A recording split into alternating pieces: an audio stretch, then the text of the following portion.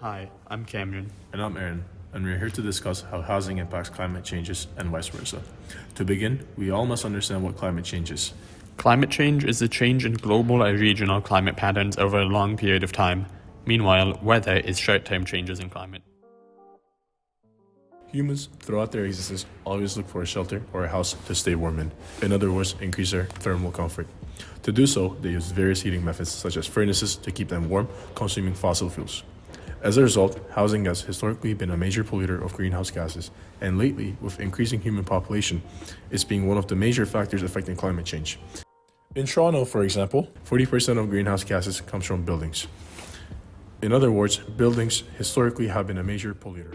Even though buildings have always been a major polluter to the environment, they don't have to be.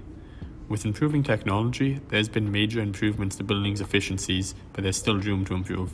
For example, the recently built NHL arena in Seattle will be the first net zero carbon arena in the world, powered entirely by renewable resources and using reclaimed rainwater for its water and ice usage. We can use methods like this as a blueprint for more buildings in the future and build with sustainability in mind.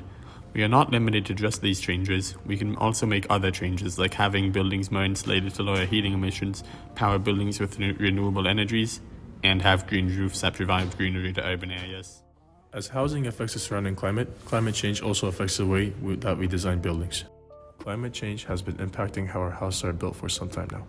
In the past, before a consensus on whether climate change is real or not was reached, buildings were made to stand up under current conditions and nothing else.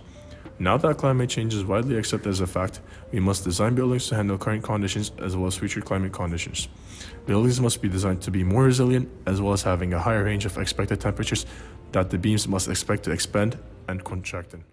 The economy is essentially what drives most changes, so it's worth mentioning that buildings that are energy efficient and good for the environment will also save money. Heating degree days are changing due to global climate change, so houses will use even more energy to heat and cool their interiors, leading to more cost and more impact on the climate change. So it is important to have efficiently made buildings to be able to save as much energy as possible. For example, efficiently made buildings that have features such as double glazed windows that make the buildings more insulated will not only help the environment but also save money and energy.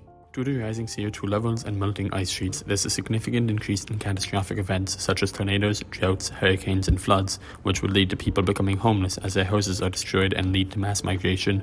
This also has an increased cost on insurance companies. Besides this, buildings must be made with much more protective abilities as once-in-a-lifetime storms become more and more common. The risk that climate crises have on human lives cannot be overstated. In the past, buildings have had a massive effect on climate change, being one of the major contributors to greenhouse gas emissions.